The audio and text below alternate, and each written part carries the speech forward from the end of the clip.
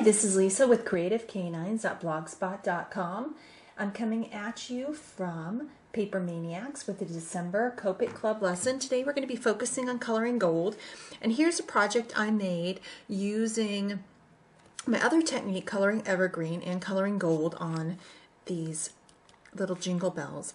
I'm going to cover a couple different ways to color gold, what makes us see gold and how to achieve gold, as well as looking at two different types of gold. So let's look at the stamp. Once again, this is from Classic Christmas or Christmas Classics from Flourishes. This is a little pine bow set with a little red Christmas bow. I'm going to look at coloring gold, and there's only 3 jingle bells here, so I'm going to do it two different ways. First of all, I'm going to start by using my Y38, Y19, Y17, Y15, and Y11 combination. Now for these jingle bells, because they're so little, I'm not going to use all these colors. I would use all of them if the area was bigger. Maybe it was a big bell, like one that you'd put on your front door, like with a wreath. So I'm going to pick these colors down. I'm going to do the Y38, the Y17, and the Y11, just because this is a very small area. Now the one thing that makes our eye see gold is the shininess of the gold. So we have to focus more on the highlighted area of this image. So I'm going to do is I'm going to follow my hatch marks here and place in my dark, which is my Y38. And you do have to have some dark in to see light. The dark makes the light pop. But what we're going to do, we're not going to overwork the medium color, which is a Y17. We're just going to blend that in a little bit. In fact, you know what? I may go to Y15 just to lighten it up a little bit instead. Let's try that. Because it is such a teeny tiny area. And when you color these teeny tiny areas, you have to be very cognizant about where you're putting your marker. I'm going to go ahead and add in my Y11. I'm going to reserve the white. I'm going to blend into here and leave some white there. The reason I'm doing that is I'm going to make sure that I don't darken that area when I go back over it with my Y11. There we go. Now I've kept it very light.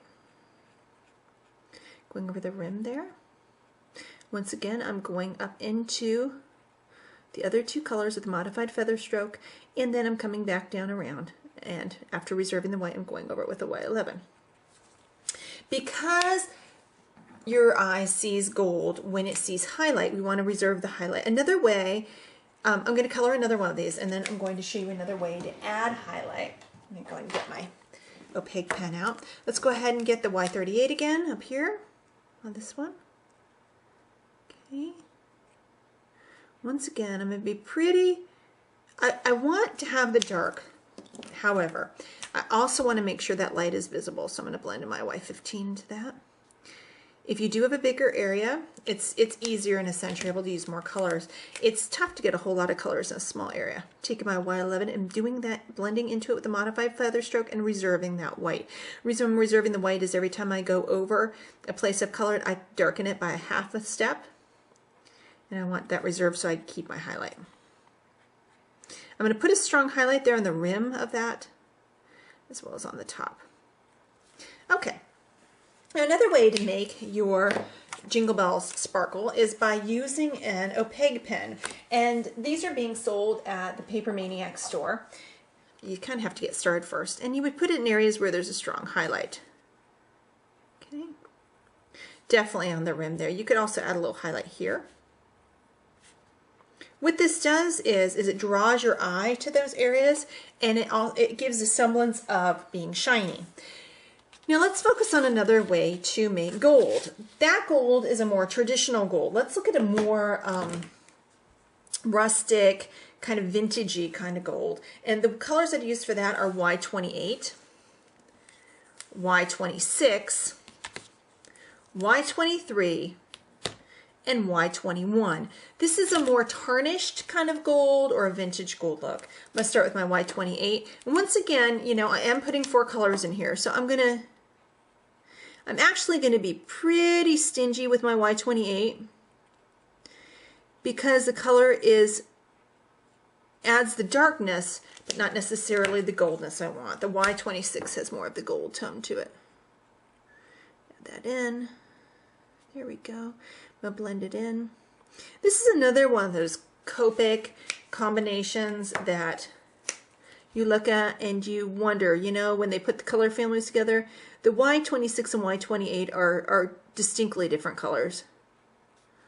There are certain ones of those within the color families. All right, the Y23, and I'm going in with the last color, the Y21. I'm going to be very careful not to overblend this. I'm just going to go in very lightly, reserving the white, blending in, and then adding it. Highlight here. It is kind of difficult to see, but this is a totally different gold look. Going in once again with my Y28, being kind of stingy with it. This adds a darkness, but it also adds in a little dullness too. And the way that we take that away is we use that Y26. The Y26 is a more, you know, tarnishy, vintagey gold. Vintage is really in big right now.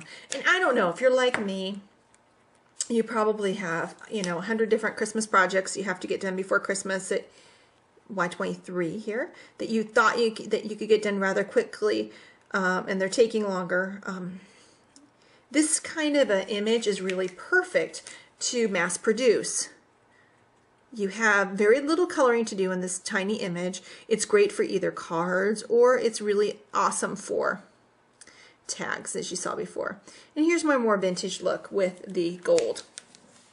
Once again, here's my finished project. I used the first blend that we had within our Copic Club this month, which is the Y38, but you can also use a blend of Y28, Y26, Y23, and Y21 in order to achieve a more vintage blend, which is this one.